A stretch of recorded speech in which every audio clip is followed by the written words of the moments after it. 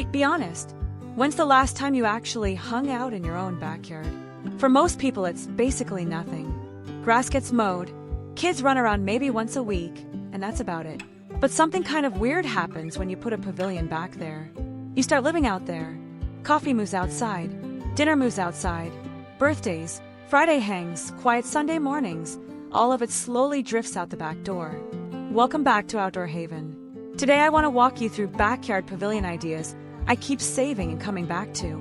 Some are big builds, some are honestly doable on a weekend, and a couple might catch you off guard.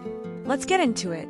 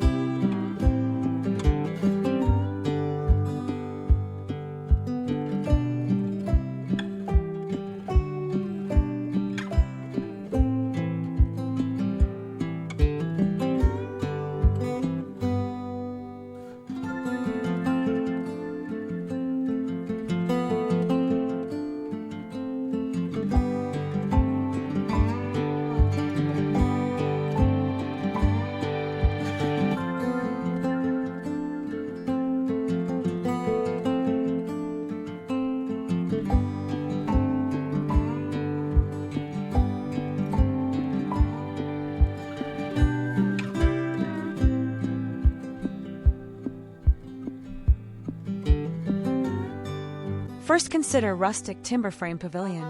You know the kind I mean.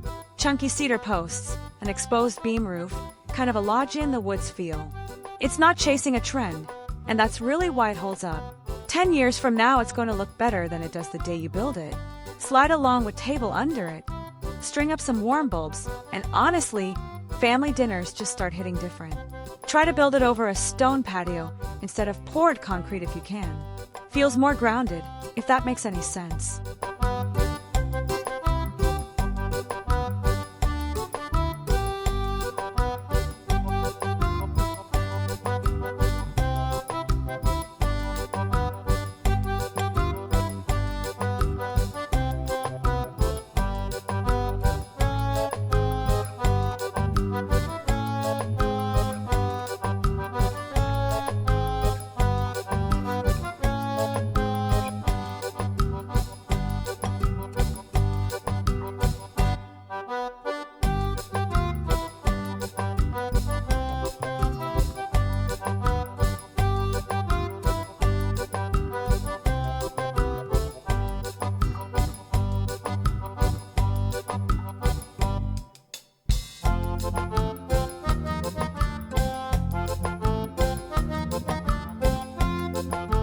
Not into the lodge vibe?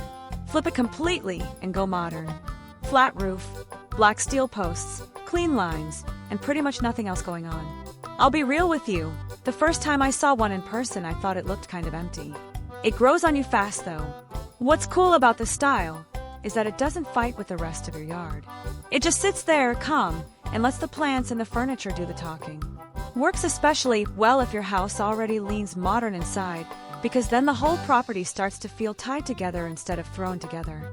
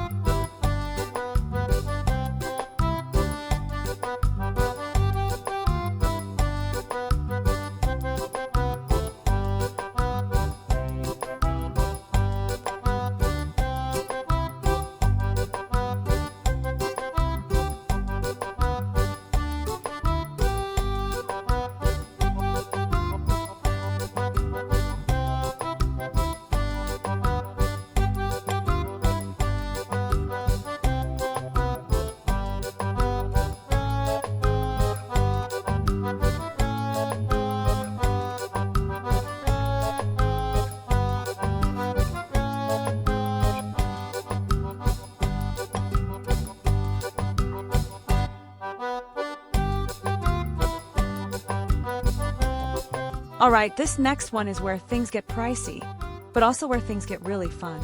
An outdoor kitchen pavilion.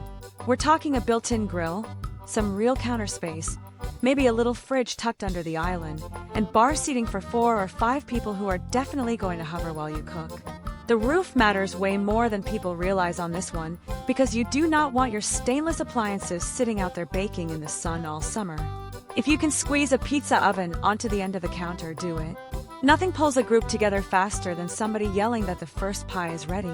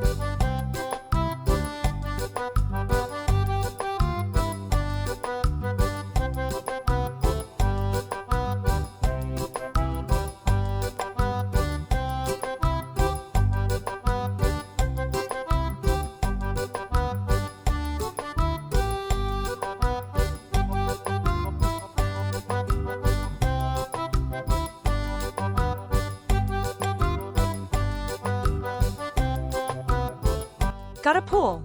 Then this one basically writes itself. A poolside cabana pavilion right at the water's edge.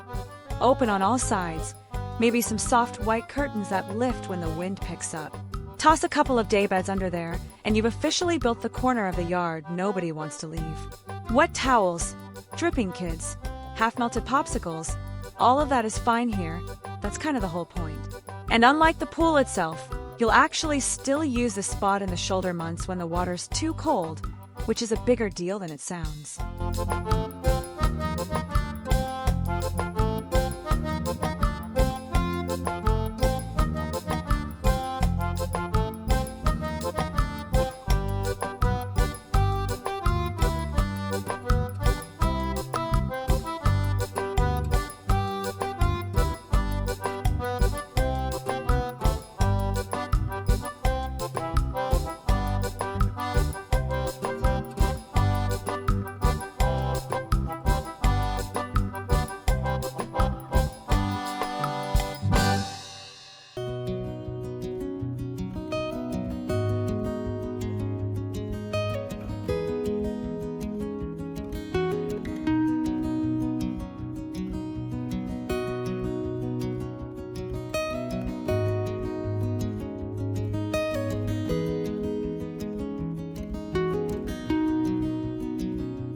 Now, some of the best pavilions I've seen weren't really built for daytime at all.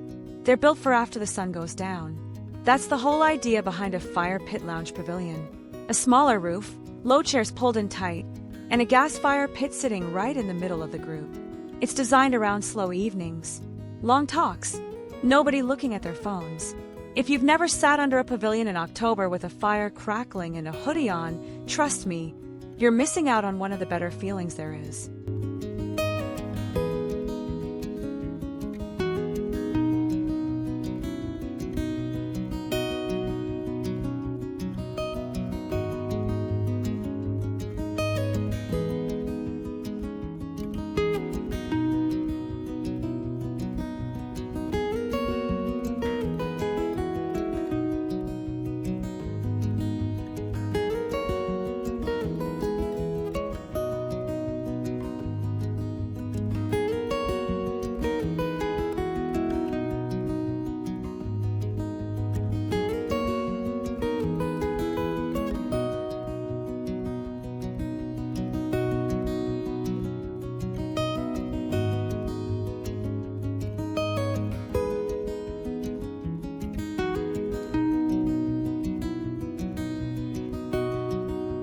A combo that always makes me stop and stare a little longer than I should. Stone columns paired with heavy timber up top. It's kind of the best of both worlds. The stone gives you that grounded, been here forever feel, and the wood softens all that weight, so the whole thing doesn't come off cold or stiff. This one works especially well if your house already has any stonework on the front, because the pavilion visually loops back to the main house instead of looking bolted on. Not the cheapest build on the list, I won't lie. But it's the kind of thing that actually adds real resale value if that matters to you at all.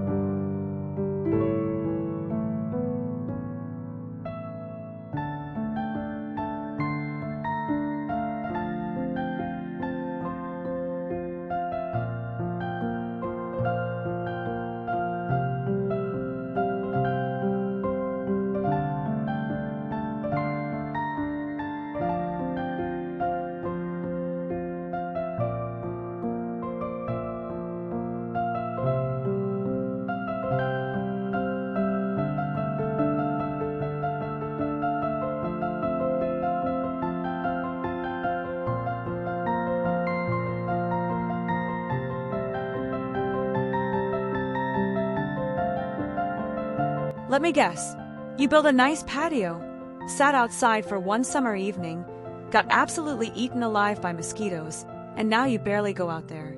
Been there. A screened-in pavilion basically solves that overnight. Fine black mesh panels between the posts, a solid roof over the top, and suddenly bugs are somebody else's problem. You can leave books out there, throw pillows, a rug, none of it gets rained on or chewed on. Kind of ironic, but this ends up being the most used pavilion style for a lot of families, just because it's so easy to actually live in.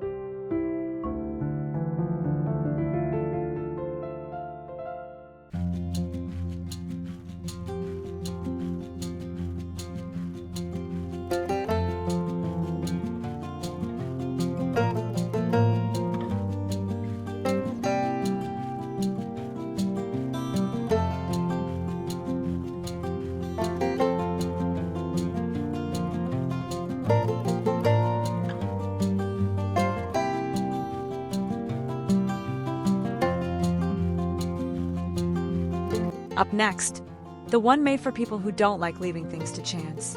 A pergola-style pavilion with a louvered aluminum roof. Sunny out, crank the slats wide open and let the light pour through. Rain starting to roll in, tap a button, and they close up tight in about 10 seconds. Most systems now come with a remote or an app, which sounds a little over the top until you're standing outside holding a plate of ribs in a surprise downpour. Then it feels like maybe the smartest $100 you ever added to a build. Sleek, modern, weirdly practical, and it works in almost any yard.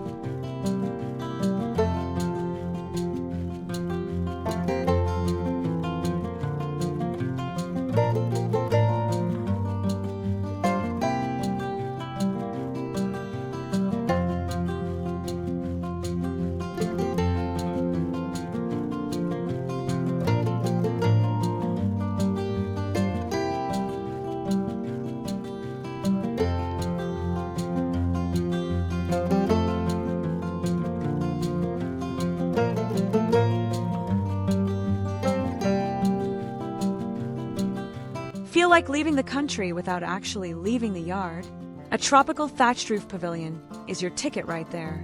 Bamboo posts, a natural palm thatch top, big striped cushions and loud colors that would look ridiculous anywhere else and somehow perfect here. It's playful. It's a little unexpected. It's the kind of build guests genuinely will not stop talking about the entire drive home. Pair it with a couple of palms and oversized pots, maybe sling a hammock between two posts, and boom, you got a permanent staycation. The thatch actually blocks way more heat than people expect too, so it stays cooler underneath than it looks.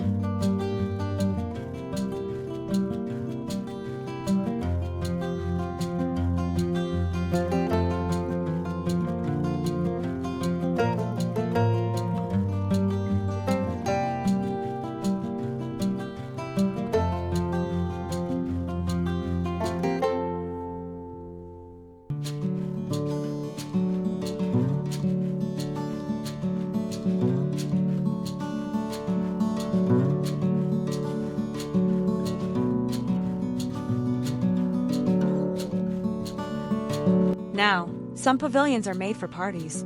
This one is very much not. A Zen retreat pavilion is built for the exact opposite. Quiet mornings, slow tea, that first 10 minutes before the day gets loud. Keep it small, keep it simple. Natural wood, one low bench, maybe a raked gravel bed off to the side and a single Japanese maple planted nearby. That's honestly all it needs. No speakers, no TV, nothing to plug in. Sounds kind of boring written down. In real life, it turns into the corner of the yard you'll fight your family for.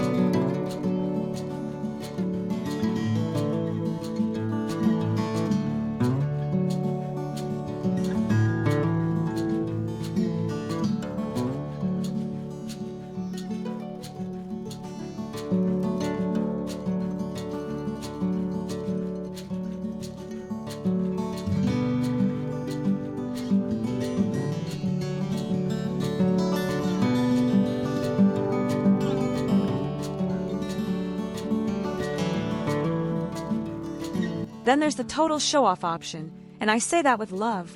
A glass roof pavilion, slim black steel frame, transparent panels overhead, open sky right above your head all day. Rain nights under one of these are actually unreal. You get the whole show without a single drop touching you. Snowfall too, if you live somewhere it snows. Now yeah, glass takes cleaning, and yeah, the price tag climbs. But the reaction the first time somebody walks into your backyard and looks up? Pretty tough to top.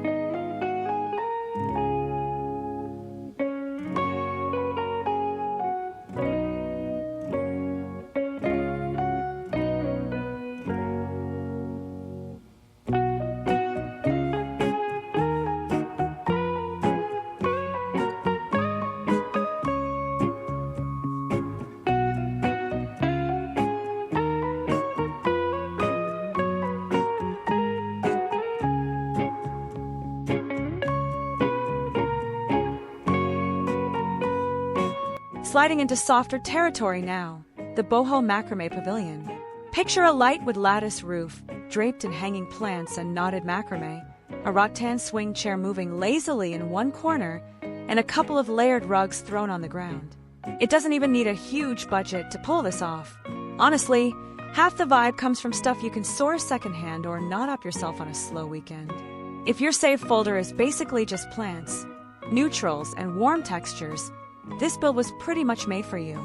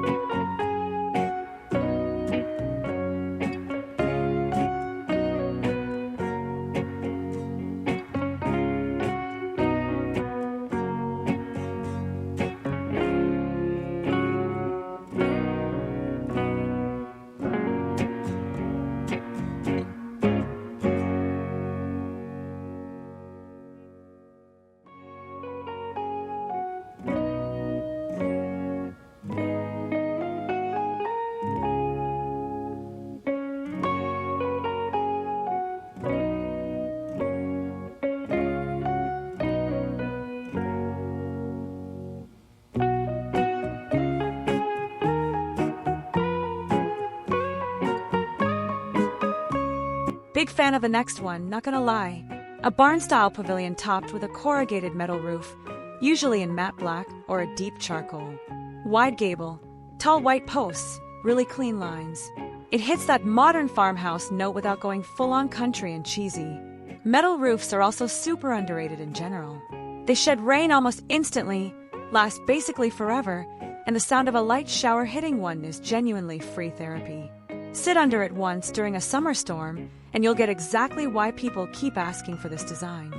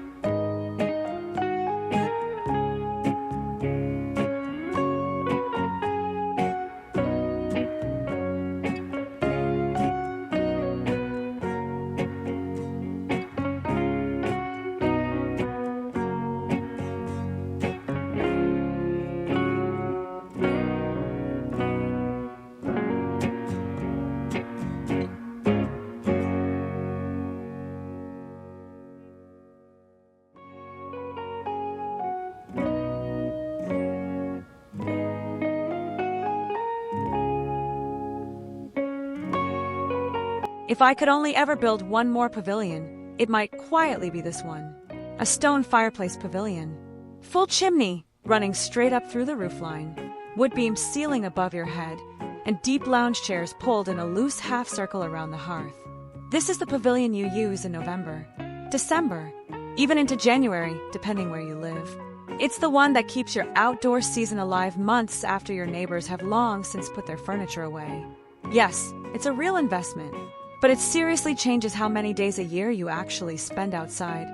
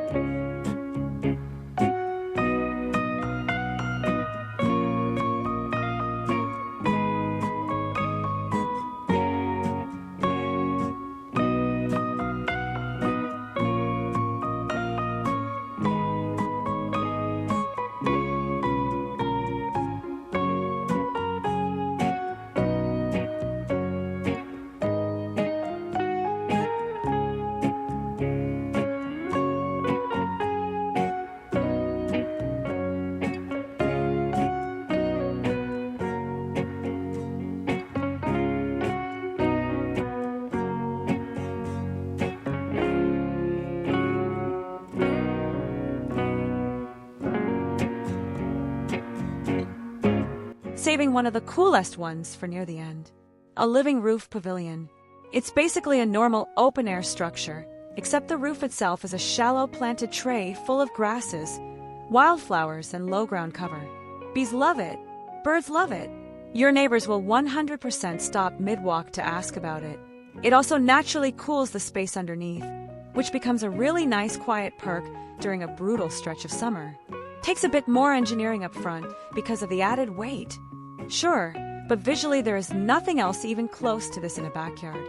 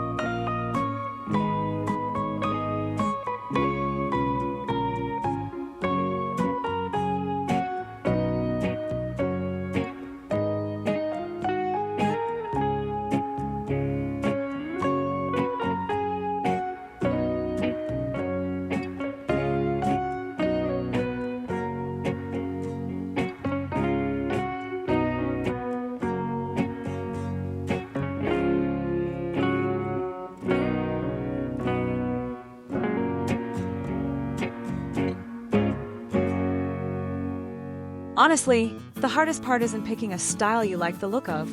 It's being real with yourself about which one actually fits the way you live, not just the way you scroll. So, genuine question for the comments. Which pavilion had you nodding along, and which one are you side-eyeing just a little? Drop it below. I read every single reply. If any of these sparked an idea for your own space, do me a huge favor and smash that like button. Share this video with a friend who's been planning a backyard redo for the last 2 years, and subscribe to Outdoor Haven so you don't miss what's coming next. Thanks so much for hanging out with me today. I'll catch you in the next one.